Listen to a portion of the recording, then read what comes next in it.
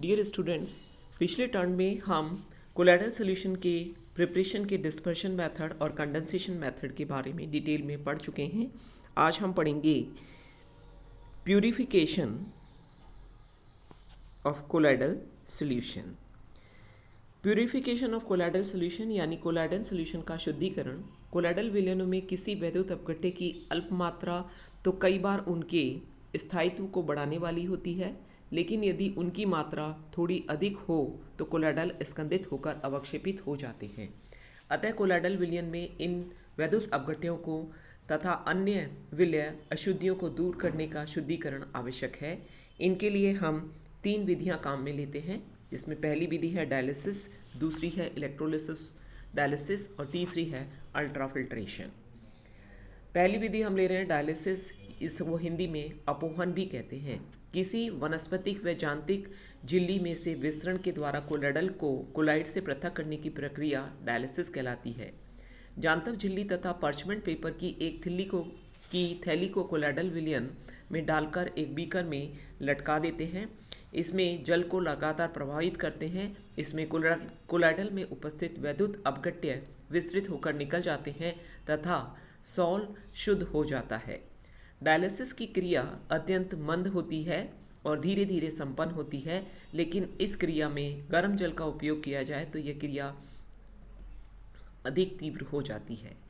यदि प्रभावित किए जाने वाले जल का ताप 338 से 363 केल्विन तक हो तो डायलिसिस की क्रिया 3 गुना बढ़ जाती है।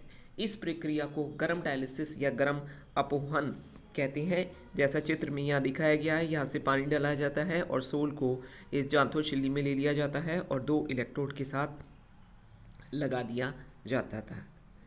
अब हम बात कर रहे हैं इलेक्ट्रोलिसिस।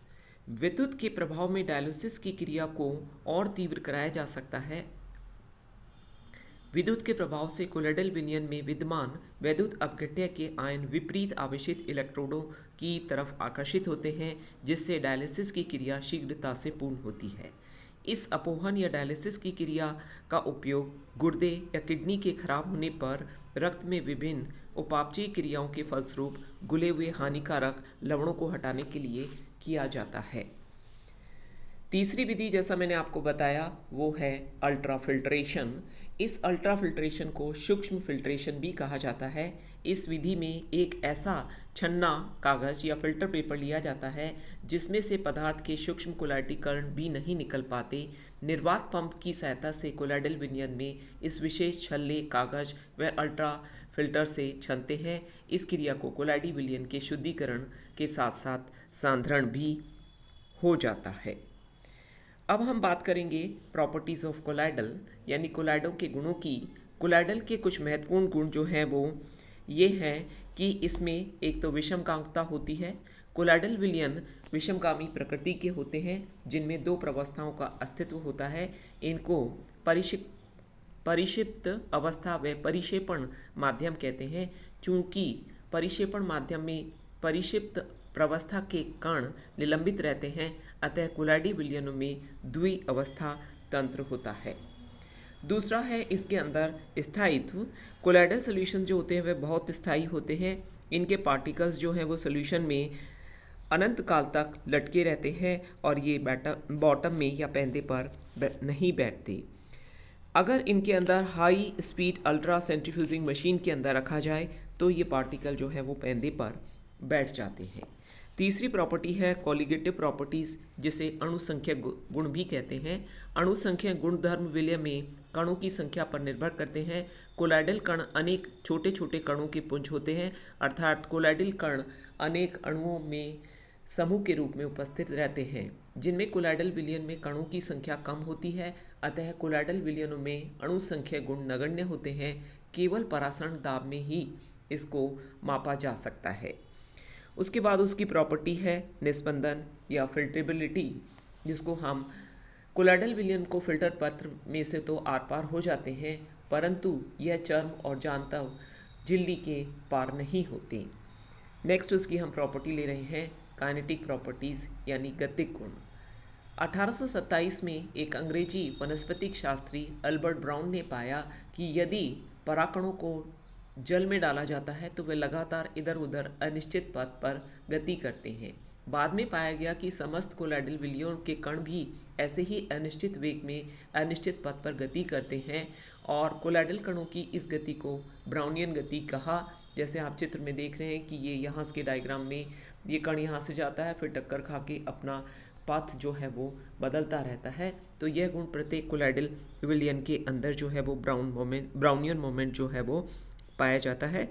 इस ब्राउनियन मोमेंट में जो है वो कोलाइडल जब दूसरे कोलाइडल पार्टिकल से टकराता है तो वो उसकी दिशा बदल जाती है और उसकी काइनेटिक एनर्जी भी बदल जाती है।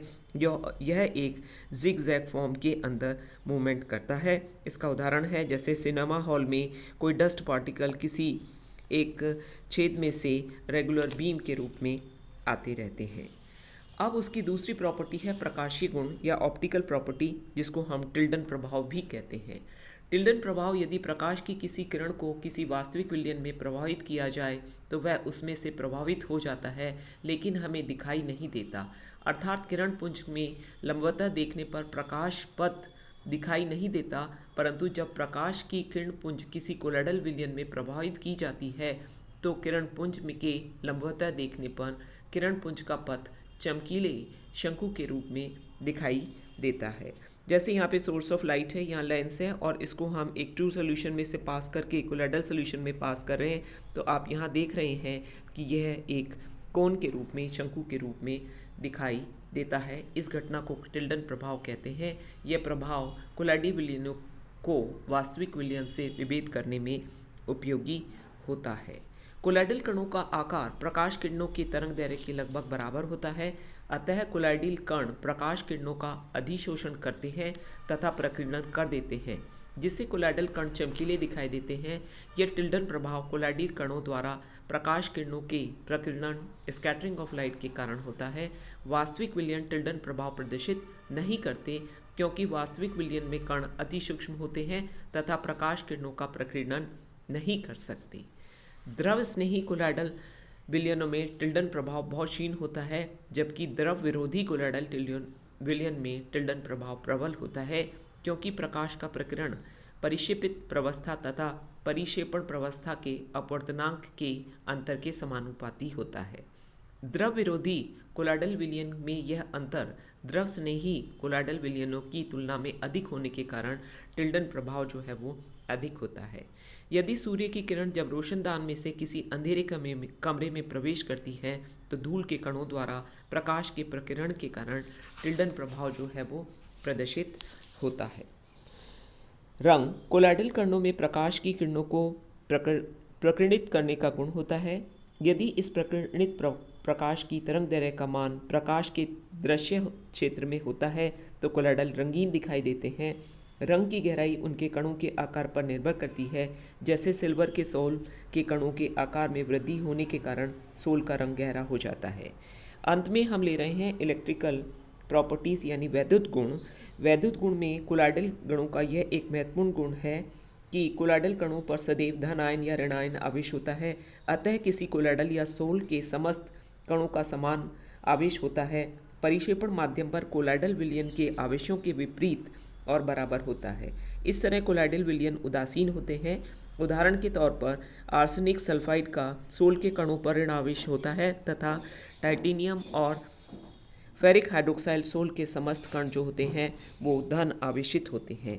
तो जब भी कोलाइडल के अंदर आयन होंगे, धन आयन या ऋण आयन, तो वह रंगीन होंगे, और जब ये आयन जो होते हैं विपरीत आवेश के होते हैं तथा बराबर होते हैं तो यह कोलाइडल जो होता है वो उदासीन जो है वो हो जाता है। Thank you.